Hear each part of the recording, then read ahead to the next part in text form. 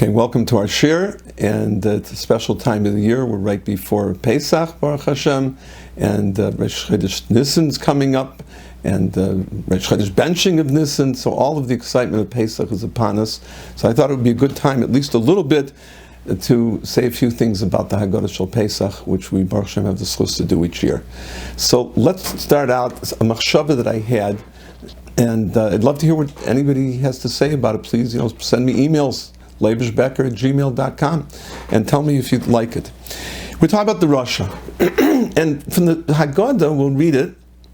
It would seem that the Rasha gets a very harsh response, but I think if we look a little bit more deeply, the Torah, the Baal Haggadah, is actually giving us a chinuch lesson in how to respond to a Rasha. Rasha Mahu Omer. What does the Rasha say? Ma ha'avoda zois lochem. Right? Something, what's this avodah to you? And the Baal Haggadah says, Lachem v'loi loi.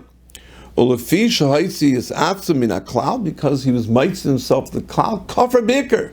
He's mamsha kafir. Kafir Becker. Terrible thing. So what do you do to him? V'af ata hakesh shenab. Af, an extra word a little bit, but af almost is like angry, af, charayin af, af, tell him. And you'll say to him, no. You say to him, no. Blunt his teeth. We always, question what does blunting teeth mean, but it means set his teeth on edge, make him a little uncomfortable. Make him take him out of his comfort zone, and say to him, "Bavur zas Hashem li b'tzeisim Mitzrayim." This is what Hashem did for me when I came out of Mitzrayim. And then the Baal Haggadah tells, "Li v'loi, me and not him." If he would be there, he would not be redeemed. And it seems to be a very harsh way of dealing with the Rasha. On the one hand, we're calling him a kafir be'ikr, he's a kafir. On the other hand, and continued on that hand, actually, we're saying if he was there, lo nigel, he wouldn't be redeemed. So it seems that what we're doing is we're going to give him a very harsh response. The Rasha is there, and we're going to knock his teeth out. Right? That's what it seems on the surface.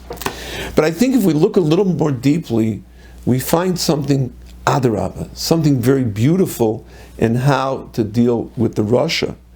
As many of the Mefarshim say, too big a Rasha is not. He came to the Seder. The real problem that you have is the person doesn't even come to the Seder. Once heard from Rabbi Feinstein, Shlita Zolzain Gesund, he said, why is it that we bring a korban for shoygeg, and we don't bring a korban for mazid? It would seem that mazid is a lot worse than shoygeg.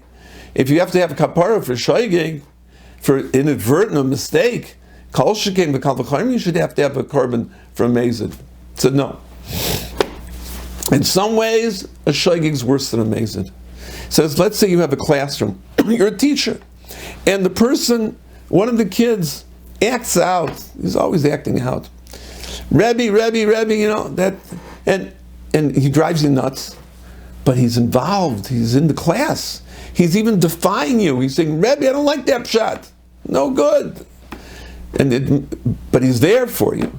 He you'd rather have in your class than the kid who sits and looks out the window and ignores you, and you go, Yankala, and kol beinoina, he doesn't hear you. He says, that's the difference. He says, the person who goes and turns on the light on Shabbat and says, Hashem, I'm rebelling. Well, he has a relationship with HaKadosh Baruch Hu. And that same Levitic relationship could turn around in a dime, he'll say, Hashem, I love you.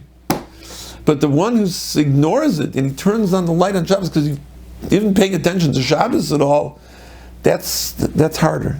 So the Shaygin in that way, he says, needs kapara more than the Mazid. That's a beautiful understanding in Shaygin and Mazid. A shoygig, ignoring somebody, a wife has with a husband, and she tells him something that he doesn't like. So instead of answering her, he just ignores it. She'll say, I'd rather you disagree with me than ignore me. Tell me what you don't like about this. We have a discussion. We'll discuss it. Instead, he doesn't want to deal with it, so he goes somewhere else. That's harder. So the Rasha came to the Seder. So we have an indication of what Rasha is. So if we look very carefully at the words, we'll see that in nowhere do we tell the Rasha, the oizvok, the shaigatz, the garnished. We don't talk to him. The Father doesn't say a word. Everything that's negative, the Baal HaGod is interpreting that comes out of the Father's words. But what the Father says, the one thing the Father says, only one thing does the Father say, gives an indication of how to deal with it. Let's do it again. Rosh HaMa'orim, the Rosh HaMa'orim is Zos Lachem. Now, do we answer that to him yet? No, not yet. The Baal HaGodah says, Lachem b'loy loy. Let's understand what the Rosh is saying. Let's understand, and also this, some Russia that he says it in such a derech eretzik way. It's also taking away a little bit from our concept of Russia. He doesn't say the Avodah Zos who no good. He doesn't say that, or it's a waste of time or whatever. He says he's almost asking with derech eretz, almost. So we have to interpret lachem v'loy loy. Now again, it's the Baal HaGodah, not the Father. The Father didn't talk yet. Up until now, the Father didn't say a word. Well, if Yishaitzi it's atzim in a klal, because he takes himself out from the klal, kafir Becker. He's a kafir. The Baal HaGodah is nuancing. This Russia has serious issues because he said in Ma'avayda Zos Lachem. But again, so far the Father has not answered. It's all the Baal HaGodah interpreting. Now the Baal HaGodah turns to the Father. The Baal HaGodah is done interpreting the words of the Son, the Rasha, and turns to the Father and says, say something that will shake him up. You got to come up with something that will change him. And as we know from Teichacha, right? When you give Teichacha, it has to be to somebody that you appreciate. And V'ahavta l'reacha kamoicha, you have to have Ava. You have to give Teichacha in a way that shows you care for the person. You have to give Teichacha in a way that shows you value the person, that you don't denigrate them. So, Hakeshenav, but you, on the other hand, you have to say something that will jar them, that will shake them up, that will set their teeth on edge. So the Baal HaGodah is still talking. And you have Emer Loi. Now we're almost done with the paragraph. We finally get to the one thing that the Father is going to say to the Rasha to Seder. The Rasha, they're sitting at the Seder. Everybody's around the table and watching this interaction, right? We have a bunch of kids there, the mother's there, the Zayd and the Bob is there, and the Rasha gets up and he tells the Father, Ma avodah zos lachem. And the Father's on the spot, and he's trying to figure out. And the Baal HaGodah has told him, you have really a serious issue here. You got to put this in its place. You have to stop it now. What does the Father do? We finally get to the words of the Father, the one thing he's going to say to the Rasha. And you know what he tells him? Ba'avur zeh asa Hashem li b'tzeis Mitzrayim. Because of this Hashem did for me when I went out of Mitzrayim. And the Baal HaGodah comes back and again interprets the harshly. Li v'loy loy, Eloi Shem noya nigel. Me and not him. Again, not li v'loy loch, me and not you, but me and not him. If he was there, he wouldn't have been nigel. That is all going to be implied in the words of the Father. But what the Father just said is simply, Tatala, do you know how precious it is to me what HaKadosh Baruch Hu did for me? I was a slave all those years. I went through Nebuch, all the tsaras. I went through all the problems of Mitzrayim. And HaKadosh Baruch Hu came amazing. And he punished them. He didn't have to punish. He could have just taken us out. But he showed us that they were punished. You did something not nice to my child. It's not enough that I saved my child from you. I have to punish you. So he punished them. And then he took them out with amazing nisim. And you say, Ba'avur zeh, because this asa Hashem li, Hashem did to me, b'tzeis Mitzrayim when I'm Mitzrayim. That's all he says. He says, it is so precious to me what HaKadosh Baruch Hu did. It's worth everything. And you, my son, can also have that preciousness of HaKadosh Baruch Hu doing for you. You can also be zoicha to that by accepting HaKadosh Baruch Hu and realizing that it's the Bashefer V'Smach the Welt. Hashem is the one who created the world. Hashem is the one who's going to take care of us. He's the one who took us out of Mitzrayim. Right? We have our Kiddush, Hashem took us down to Mitzrayim. And I have a special relationship with the Bari Olam. And you're about to throw that away. You're going to be a kaifer be'ikr, chas v'sholem. If you'd been there, you would have been with those who didn't make it out. You realize, my son, what a path you're taking. And that's so wrong. But that's not the words you say. The words you say is bavur zeh. You show to him how precious it is to you and all HaKadosh Baruch Hu did for you. And he can learn from that and be like the father. I heard a story, we've told it over many times, it's such an instructive story, Rabbi Yaakov Feitman, the Rav in Cedarhurst. He once went, there was a Svarim sale, a state Svarim sale. And he went to see, maybe he could pick up some good Svarim. They were selling them very cheap and they had a lot of excellent Svarim. And he came to the house to buy it, and in the house was not from people, was a Freya couple, Freya family.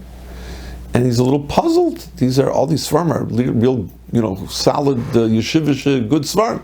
So he says, I'm here to look at this thing. They say, oh, sure, Rabbi, come on in. We'll take a look. Very nice.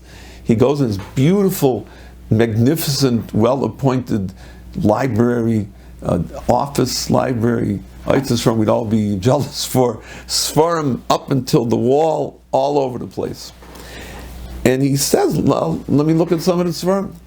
So he looks at the Svarim, and he sees written on the side of the Svarim are Haggaos, are notes.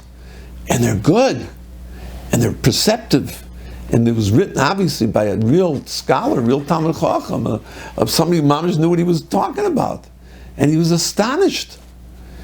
And he had the Azat, the Kedusha, chutzpah a little bit. But he turns to the kids, and he says, listen, I see your father was a rare scholar. How is it that, it didn't influence you? It made no rishim on you, it didn't seem to affect you. What happened? So the kids say, we'll tell you the truth, that our father never wanted to be disturbed in his learning, and used to keep the door closed the whole time. And woe to you if you went in to talk to him, or wanted to play, or do something when we were kids. He used to shut us out of the room and yell at us, go out, I'm learning, I'm studying. And we learned to hate Torah. We learned to hate it because that's what kept us from our father. And that's what he did.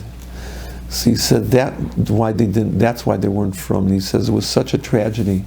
He said he learned a tremendous lesson from that a parent has to tell children and bring them into his avodas hakodesh. He has to be learning. I know somebody told me once that they used to say a shir, and they would prepare for the shir every week, and the dining room table would be covered with svarim. So, and their little kids would, how kids are, they'd run around, and you think they're not paying any attention to anything. Years later, after his daughter got married, who was a little girl during the time he was saying the shir, and he continued to say it, and she told him, she says, one of my fondest memories growing up was the svarim all over the table, and you learning and preparing for your shir. And she said, that made me feel warm, and made me feel part of it. And that's the difference. That's so much the difference. That these children didn't have seeing their father's participation. And this is what the Baal HaGod is telling us. This is what the father needs to do. You have the Rasha. The Rasha is feeling alienated. He's feeling out of it. He's feeling not part of it. That's why he says these words. Ma avodah zois lachem. To you, I'm not part of this. I'm not part of it, and I don't feel for it. And the corollary of not feeling for it would become chas v'sholom, become a kaifer be'ikr. And the corollary of that is chas v'sholom, you won't be redeemed from Mitzrayim. So what do? You bring him into it. You tell him bavur zeh. You tell him what it was like when I grew up. You tell him the stories that happened. You tell him the gedolei Torah you met.